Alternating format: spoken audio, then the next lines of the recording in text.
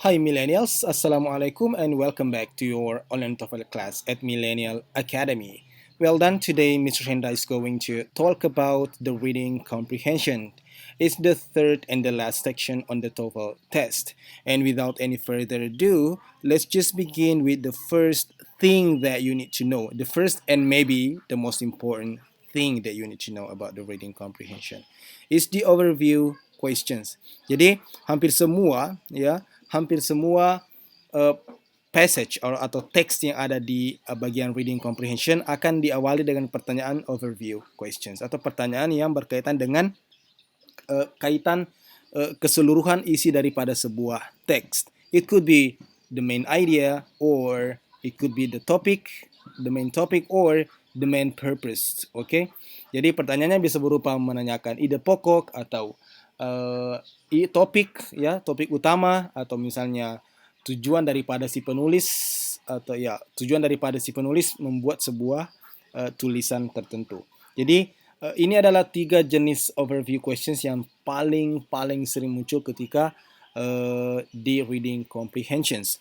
Misalnya mungkin kita bisa lihat di sini beberapa contoh pertanyaan seperti what is the main idea of the passage? Ya, apa ide pokok daripada bacaan tersebut?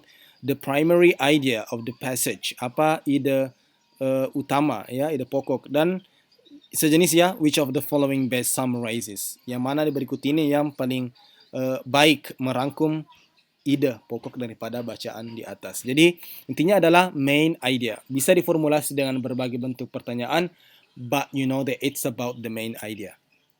Or maybe the main topic, ya. Something like the main topic of the passage is, atau what does the passage mainly discuss?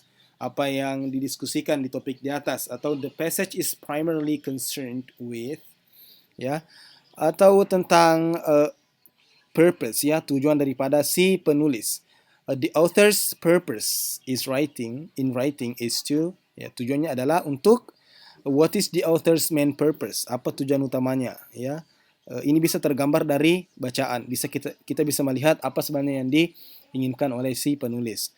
The main point, ya, atau misalnya why? Kenapa penulis menulis tulisan di atas? Kan gitu, ya. Jadi kira-kira menanyakan tujuan daripada sebuah teks atau sebuah passage. Well done. Ini ketiga jenis daripada overview questions, and then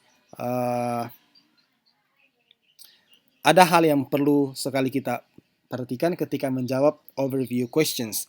Ada hal-hal yang tidak boleh kita pilih. Yang pertama adalah jangan memilih jawaban yang too specific, ya. Terkadang ada pilihan yang sebenarnya benar berdasarkan dengan bacaan di atas, ya, memang hal tersebut dibahas. Misalnya pilihannya adalah A, ya. Tapi dia terlalu spesifik. Kenapa? Karena di bacaan sebenarnya dibahas juga B dan C. Ada 4 bahasan A, B, C. Tapi dia cuma memberikan opsi A. Ini terlalu spesifik. Tidak mewakili bacaan secara umum. Atau juga sebaliknya, terkadang juga too general, ya. Yang dibahas cuma A, B, C, tapi jawabannya adalah dia mengatakan seluruh alfabet, ya, A sampai Z. Itu juga tidak boleh kita pilih. Why? Because it's too general. No. Or sometimes it's incorrect, ya. Apa yang dikatakan di teks tidak sama dengan apa yang ditawarkan di pilihan. Misalnya dia bahas A, B, C, tapi yang ditawarkan jawabannya adalah A, C, B. Ini tidak benar, ya. Ada ketidakcocokan antara opsi dengan isi daripada bacaan tersebut. And then the last one, sometimes it's irrelevant, ya, tidak nyambung atau enggak nyambung. Yang dibahas A, B, C, tapi dia memberikan pilihan jawaban 1, 2, 3. 1, 2, 3. It's irrelevant. Tidak nyambung sama sekali. So, yeah, it's important to not to choose any of these type of answers. Terkadang itu, entah itu too specific, terlalu spesifik, too general, terlalu general, atau tidak benar, atau bahkan irrelevant. Enggak nyambung dengan si teks di atas. Well, jangan khawatir, nanti di video berikutnya I'm going to give you a couple of examples, ya, akan beberapa ada contoh pertanyaan berkaitan dengan overview questions ini.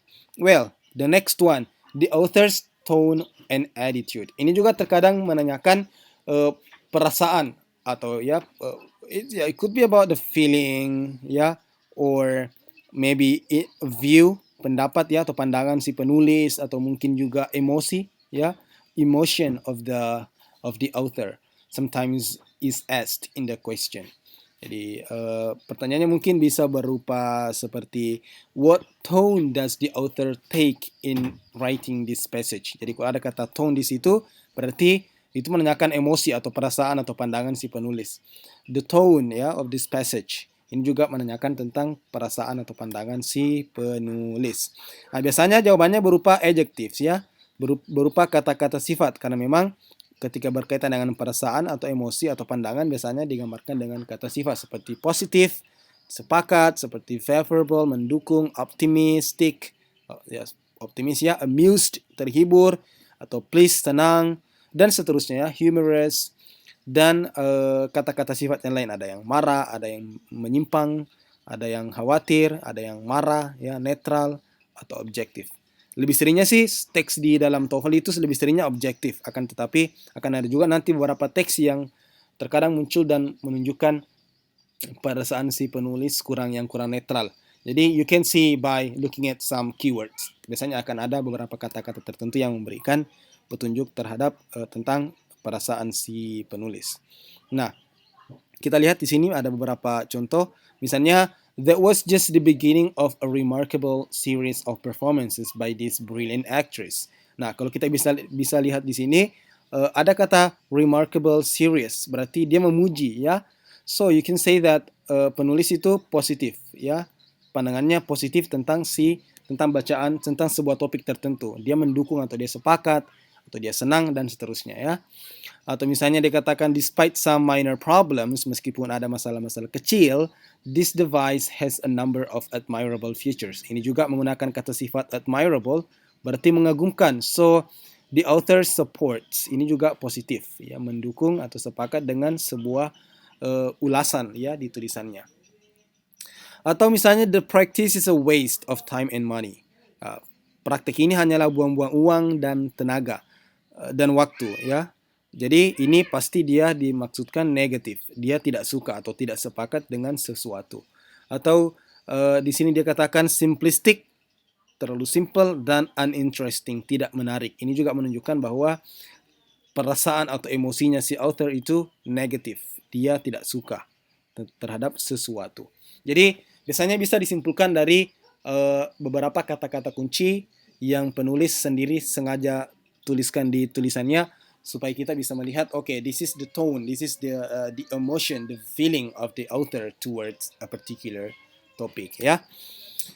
Well done. So, and next about the attitude. Ada juga yang menunjukkan attitude, ya, atau sikap si penulis terhadap sesuatu. Misalnya pertanyaannya, what's the author's attitude toward bla bla bla? Apa sikap si penulis terhadap sesuatu? The author's opinion, ya, apa pendapatnya, kemudian attitude, atau misalnya feel. Sebenarnya mirip-mirip saja ya, attitude dengan tone itu sama saja, berkaitan dengan sikap, opinion, pendapat, feel atau perasaan.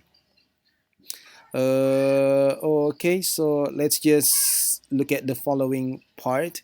Ini tentang apa yang biasa muncul setelah atau sebelum sebuah paragraf. Jadi bisa after atau bisa juga before. Ini juga sering kali muncul.